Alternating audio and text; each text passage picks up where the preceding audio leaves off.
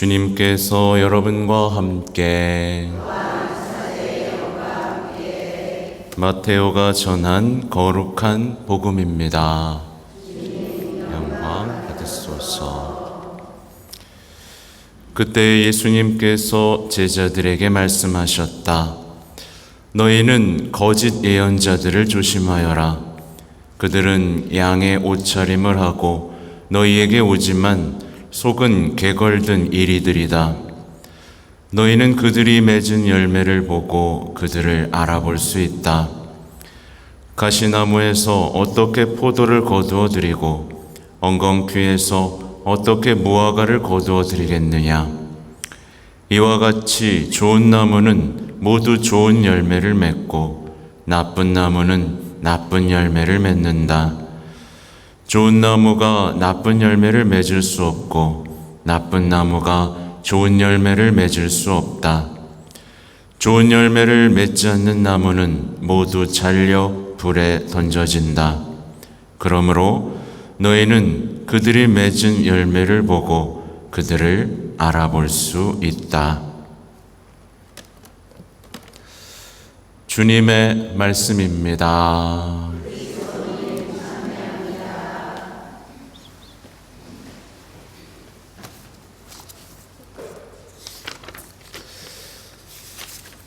전미예수님,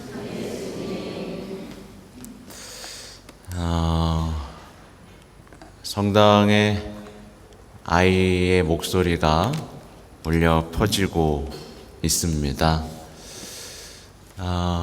이것은 우리 공동체에 주님의 축복이 이어지고 있다라는 의미죠. 아브라함에게도 말했지만 자손이 주어진다는 것은 곧 그 자손을 통해 축복을 주겠다는 뜻이었습니다. 그렇죠?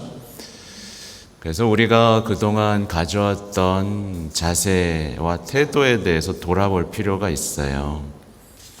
예를 들면 우리가 예수님이 탄생하신 마국간에 가서 예수님을 만나려고 하는데 예수님이 막 울어요. 그러면 조용히 해 라고 하겠습니까? 또 예수님을 이제 성전에 봉헌하려고 성모님과 요셉이 예수님을 데리고 성전에 들어갔는데 예수님이 울어요. 그러면 거기 있던 예언자가 조용히 해, 유아방으로 가, 이랬겠습니까? 아니었겠죠? 그러니까 아이가 가장 좋은 자리에 앉아야 돼요. 그렇죠? 우리가 절로 들어가고 그러니까 사실은 아이의 울음소리는 분심을 가져오지 않는다는 걸 말씀드리는 거예요. 그 분심이 든다는 생각은 우리에게서 오는 겁니다. 그죠? 아이에게서 오는 게 아니에요.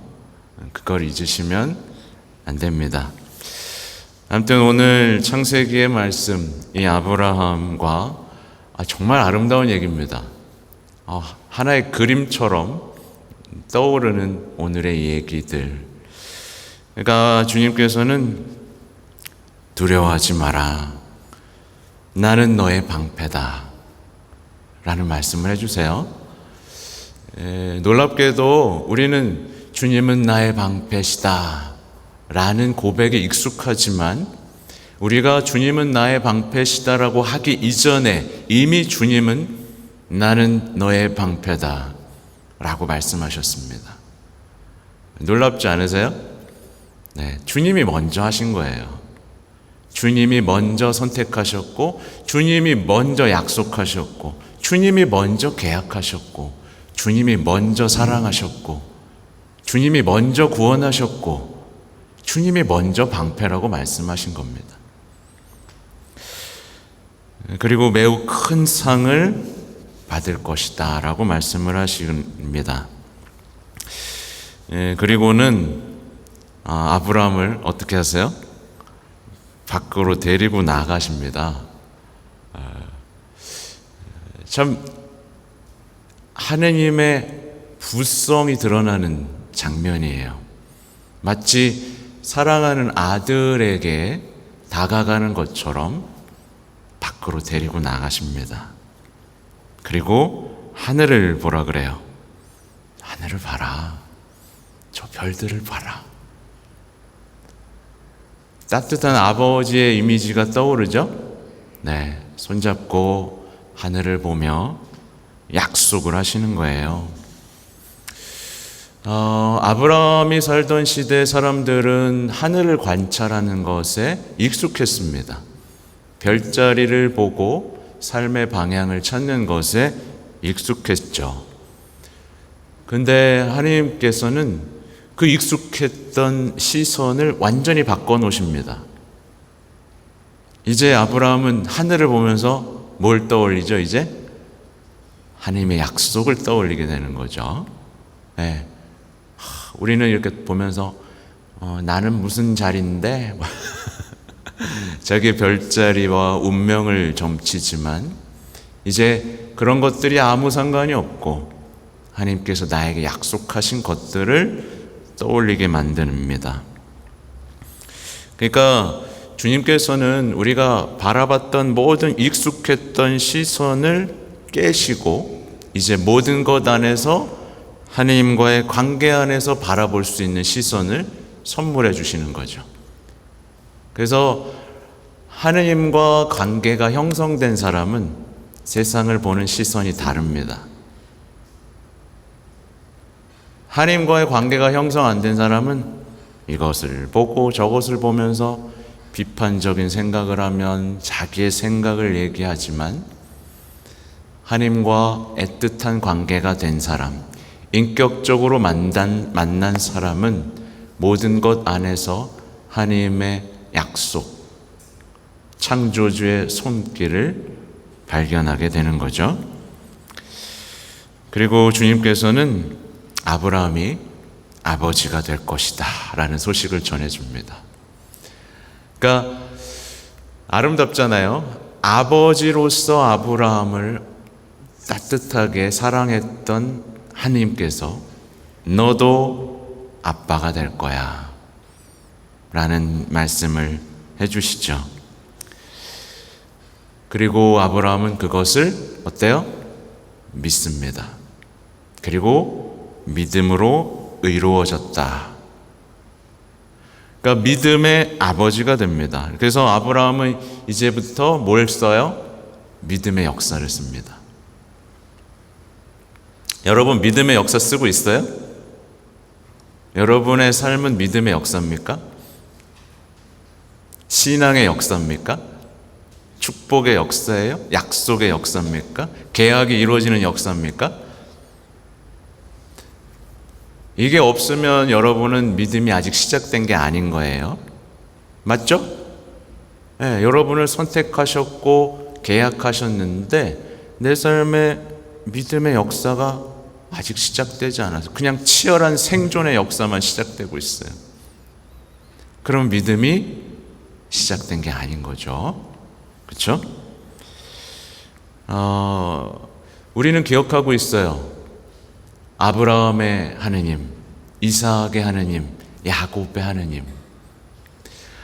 아브라함의 하느님이 얼마나 따뜻하고 친밀하고 사랑이 많았는지를 지금 우리 목격하고 있는 겁니다. 그래서 여러분도 나의 주님, 나의 하느님이라고 말할 때는 이처럼 따뜻하고 사랑 많은 아버지로 만나야만 하는 거예요. 그래서 이와 관련된 교황님의 말씀이 있어서 가져왔는데 교황님이 이렇게 말씀하세요. 하느님은 더 이상 멀리 계신 분, 공포를 불러일으키는 존재처럼 우주 현상 안에서만 볼 수 있는 분이 아닙니다. 아브라함의 하느님은 나의 발걸음을 인도하시고 나를 버리지 않으시는 나의 개인적인 역사의 하느님, 곧 나의 하느님이 됩니다. 나의 일상의 하느님, 나의 모험의 동반자, 섭리이신 하느님이십니다. 저는 제 자신과 여러분에게 묻습니다.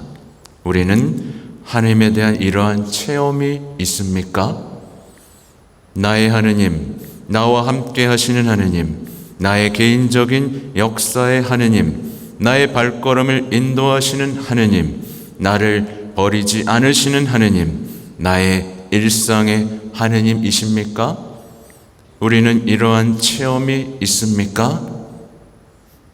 있습니까? 아직도 없습니까? 아직도요? 얼마나 더 해야 있을 것 같습니까?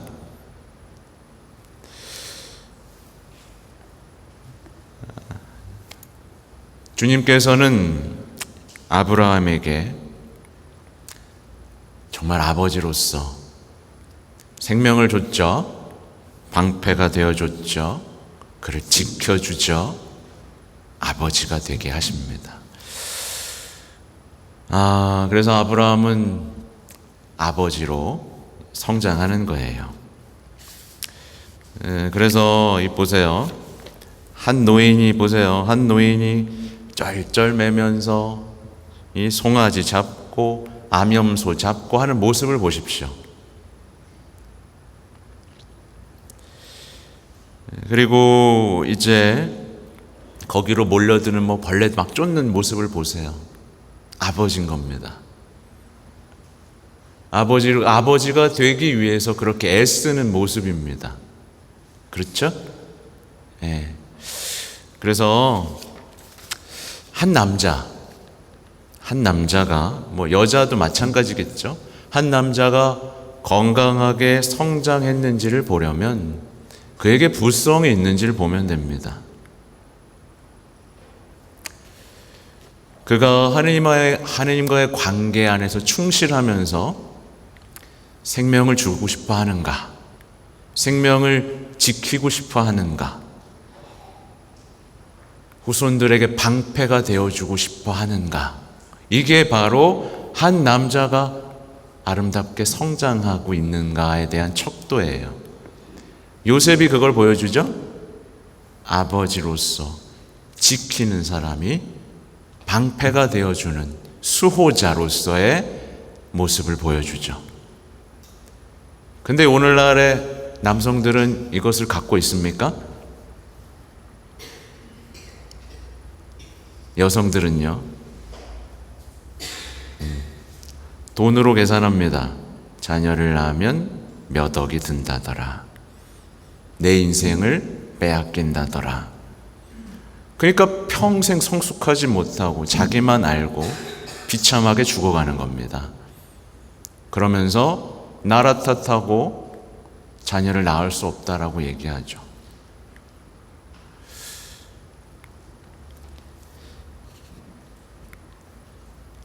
한 인간이 어디서부터 왔고 무엇을 할 때 존엄해지는지에 대해서 생각할 수 있다면 당연히 성장하게 됩니다. 그죠? 한 사제가 건강하게 성장하는 것도 마찬가지예요. 한 사제는 사목적 부성을 지녀야 됩니다. 네. 아버지로 느껴지니까 지나요? 네, 그냥 어린 동생이라고 생각하지 않아요. 신부라고 부르잖아요. 아버지입니다. 그래서 사랑해 주시는 거 아니에요? 그죠? 네. 아무리 어린 신부가 와도 아버지인 겁니다. 아버지는 신자들에게 영적인 생명을 주고 그들의 방패가 되어주고 그들을 악에서 지켜줍니다. 그래서 아버지라고 불립니다. 오늘 복음은 이제 거짓 예언자에 대한 얘기입니다. 거짓 예언자들을 조심하여라. 그들은 양의 옷차림을 하고 너희에게 오지만 속은 개걸든 이리들이다. 거짓 예언자는 양의 옷차림을 합니다. 네, 위장을 하는 거죠. 사랑하는 척도 하고요, 희생하는 척도 하고요, 또 불성도 있는 것처럼 또 온유함, 어떤 거룩함으로 위장을 합니다. 알아볼 수 있을까요? 처음에? 못 알아보죠. 작정하고 왔는데 어떻게 알아봅니까? 그러니까 속이기 때문에 알아보기가 쉽지가 않아요. 또 사람들은 근데 거짓 예언자에게 오히려 환호하기도 합니다. 여러분, 거짓 예언자가 좋아요? 진짜 예언자가 좋아요? 진짜요? 거짓 예언자를 사람들이 좋아하는 이유는 단순해요. 욕망을 지지해 주기 때문입니다. 그리고 괜찮다라고 얘기해 주기 때문에 그래요. 그렇게 살아도 별일 없을 것입니다 라고 예언을 하죠. 살아왔던 대로 살아도 괜찮다라고 예언을 해요. 그러니까 좋아하죠. 좋아합니다. 거짓 예언자는 회개에 대해서 별로 얘기 안 합니다. 회개하지 않아도 되고, 힘들면 용서 안 해도 되고, 힘들면 희생 안 해도 돼. 기도만 열심히 하면 해결돼. 이렇게 말하는 사람이 거짓 예언자인 겁니다. 이건 이스라엘의 역사 속에서 벌어지죠. 이스라엘의 역사 속에서 거짓 예언자들이 한 게 뭐예요? 거짓 예언자들이 한 건 단순합니다. 너네 잘하고 있어. 하나님의 능력을 믿어. 계속 기도해. 그러면 하나님이 도와주실 거야. 구별 못 하시겠어요? 내가 변하고 회개하고 열매를 맺어야 되는데 하나님의 능력, 전능하신 능력만 말하면서 괜찮을 거야. 어떻게 됐어요? 다 망했습니다. 그러니까 하나님의 능력, 하나님은 사랑이시야 라고 하면서 믿기만 해. 모든 일이 잘 될 거야. 아무 일 없을 거야 라고 얘기하는 것이 거짓 예언자인 거예요. 그러니까 사람들이 좋아해요, 안 좋아해요? 여러분 좋아해요, 안 좋아해요? 왜 흔들리는 겁니까? 그러나 이들은 욕망에 개걸든 이리들이라고 나오죠. 뭐가 이렇게 욕망을 채우려고 할까요? 이 이리들은 글쎄요, 욕망을 채우기 위해서 양들을 이용하기 시작하기 때문에 그래요. 그래서 이게 거짓 예언자들에게 끌려가면 이제 먹잇감이 됩니다. 먹잇감이 돼요. 거짓 예언자 옆에 있는 사람들은 계속 아부를 해야 됩니다. 아우, 신부님 멋있습니다. 왜냐면 욕망을 채워줘야 되거든요. 인정받고 사랑받고 싶은 그 개걸든 이리의 욕망을 채워줘야 되거든요. 아유, 멋있습니다. 좋은 거 사드리고, 계속 이렇게 해야 됩니다. 자기도 망가지고 그도 망가지겠죠. 결국 영적인 피해자가 됩니다. 신이 났겠지만, 둘 다 신이 나 있어요. 근데 둘 다 손잡고 지옥으로 갑니다. 내가 지금 거짓 예언자를 따라가고 있는지, 진짜 예언자를 따라가고 있는지를 식별하는 방법은 여러 가지가 있겠지만 제가 오늘 말씀드리는 건 단순합니다. 거짓 예언자를 따라가면요, 자기에 대한 확신이 커져요. 자기 자신을 믿게 됩니다. 자기의 생각을 믿게 됩니다. 그러나 모욕은 견디지 못하게 됩니다.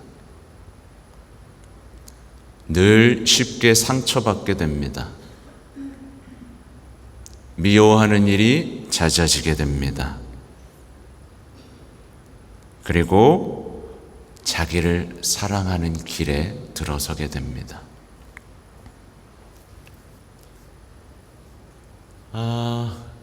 그리고 십자가를 점점 더 외면하게 되고요.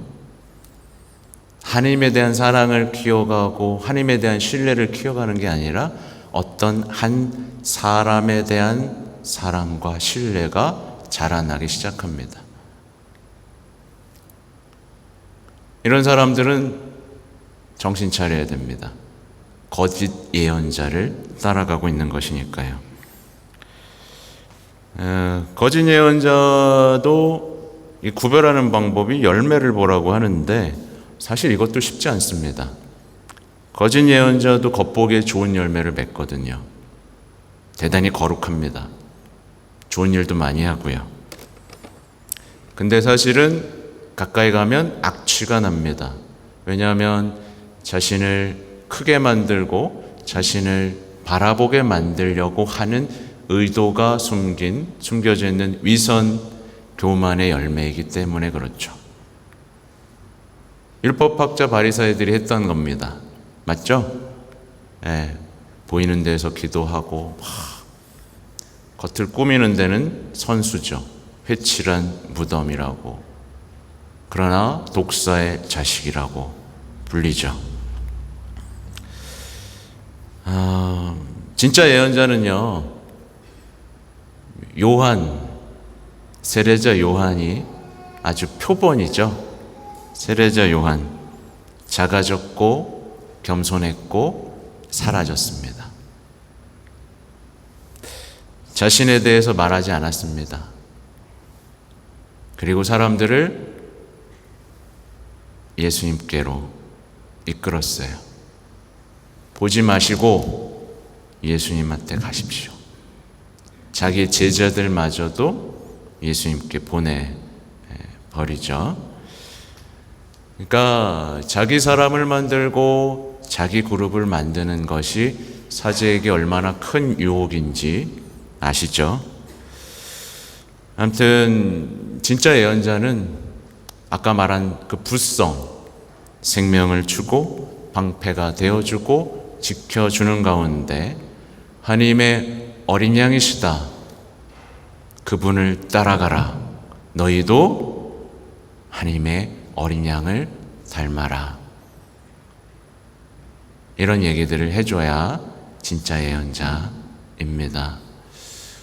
과연 나는 진짜 예언자를 좋아하는가? 아니면 거짓 예언자를 따라가고 있는가? 돌아봐야 할 시기입니다. 아멘.